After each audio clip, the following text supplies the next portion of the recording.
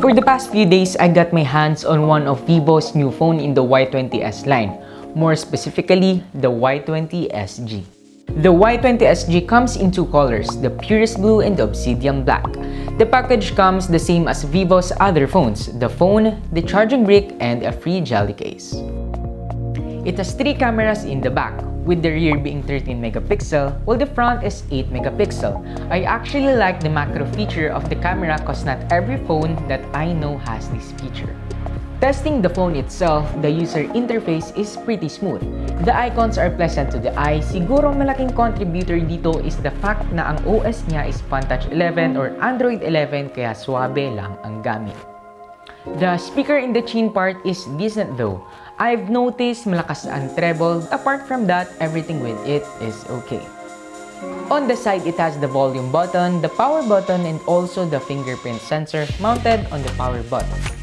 The Y20SG has an Antutu benchmark of 189,814. But what I'm actually curious about is trying out the phone's performance in intense gameplays as Vivo claims Y20SG as a gaming phone. As soon as I tilted it to landscape, napansin ko na sakto lang yung thumb ko sa lugar ng phone where games usually put the controls. Well, sakto lang ang laki ng Vivo Y20SG sa kamay ko and hindi nakaka-overwhelm ang laki or liit nito. I was also impressed by the resolution of the screen. Actually, hindi halata na 720p lang ang resolution nito.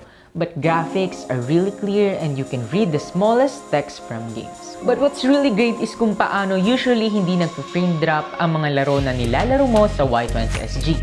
I've played heavy games like Asphalt in this phone and it drops in like what? 40 maybe? Well, it's understandable naman with the games like that. But other than that, most demanding popular games like Wild Rift, nakakapag-high ako and still Y20SG gives me a consistent 60 frames per second throughout the game. So nagustuhan ko rin ang gaming assistant feature ni Y20SG. It enables you to block calls and notifications kaya walang distractions pag naglalaro kayo. Also optimizes your CPU or GPU, your RAM, touch, and network so habang naglalaro ka, ang gumagamit lang ng battery and RAM mo is only the game itself. Speaking of touch, the Y20SG has a 10 multi-touch feature for the screen. So, meaning kahit sabay-sabay ka nagpipipindot, walang magiging issue. Kailang oras din ako ng laro ng Wild Rift, Call of Duty, and other games for hours and surprisingly, hindi umiinit ang Y20SG kapag ginagamit mo for heavy plays. I guess you could say the new chipset in this, the MediaTek Helio G80 is really great. Frame rates are consistent and lags are barely happening. You can play games in this phone in high to ultra high graphics without sacrificing the phone performance. Gamer or not, I think everyone wants a long-lasting battery in their phone. Hindi ko rin napansing ilang oras na akong gumagamit ng Y20SG dahil sa 5,000 mAh na battery nito. Matagal siya malobat and obviously it fit for hours of gaming. And it also comes with an 18-watt charging brick so it charges fast. Overall, the Vivo Y20SG is a phone worth buying for. It's like a dream, especially for gamers who have been looking for a phone that can last for hours with an outstanding system performance.